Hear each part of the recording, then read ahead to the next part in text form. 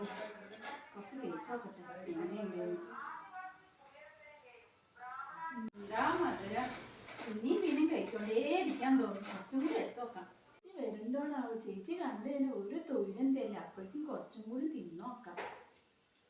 കണ്ടു കഴിഞ്ഞാൽ പിന്നാലെ നടന്നിങ്ങനെ കുറുകുന്നനെ പറഞ്ഞോണ്ടേയിരിക്കും. ഒരു തൊഴിലും തരില്ല. ഇവര് ചിരകാണോ അതോ തിന്നാണോ ആവോ?